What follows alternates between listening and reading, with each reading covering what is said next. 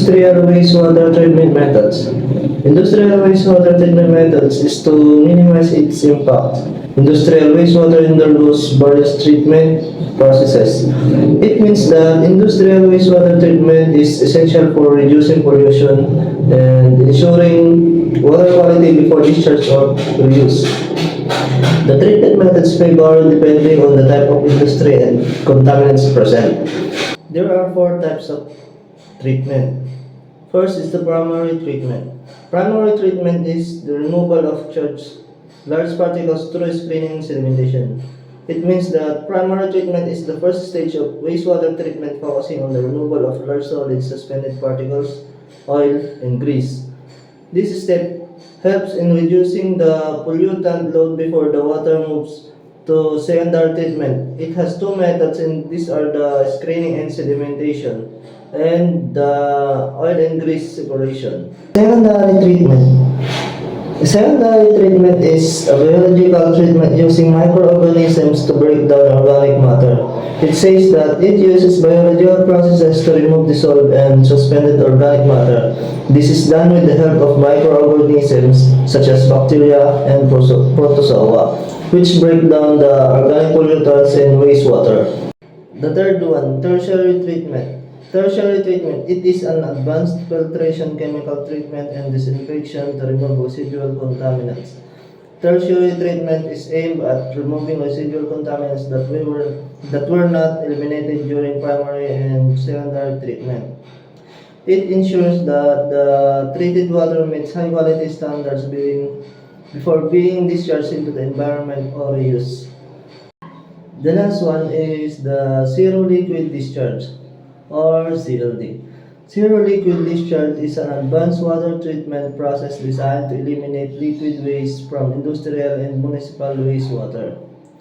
It focuses on recycling and reusing almost all the water from waste streams, ensuring that no liquid is discharged into the environment.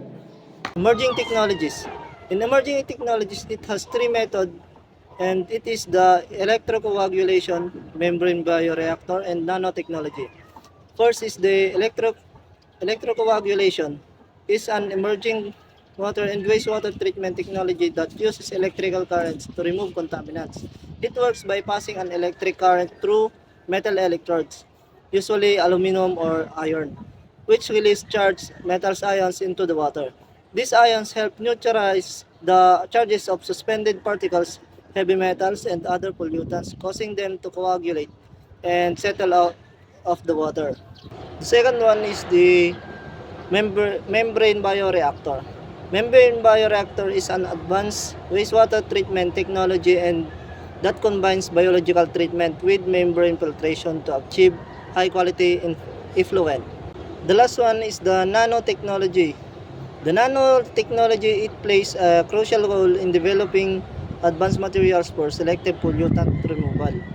These materials leverage the unique properties of nanomaterials such as high surface area, tunable surface chemistry, and enhanced reactivity to efficiently capture and eliminate specific contaminants from air, water, and soil. Now, let's go to the rules and standards of industrial wastewater. It is the international guidelines and standards for industrial wastewater, such as those from the World Health Organization, United Nations Environmental Program, US Environmental Protection Agency, and the European Union Water Framework. By enforcing these guidelines, international organizations help industries manage wastewater responsibly, ensuring both environmental sustainability and public health protection. Industrial wastewater management strategies. Number 1.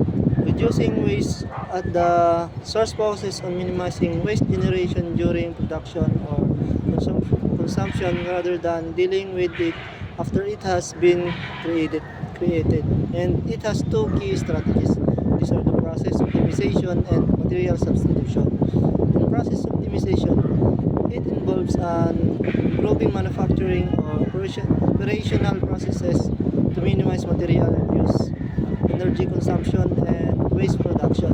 In material substitution, this involves replacing hazardous or wasteful materials with more sustainable or reusable alternatives. For example, using recycled plastic instead of virgin plastics in packaging or replacing solvent-based paints with water-based alternatives.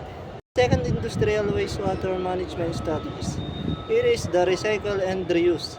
Recycle and reuse have two key strategies for reducing wastewater and environmental impact are closed-loop water systems and water reclamation for industrial use.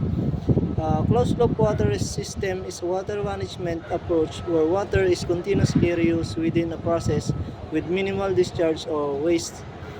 Instead of being discarded after use, water is treated and recirculated for the same or other applications.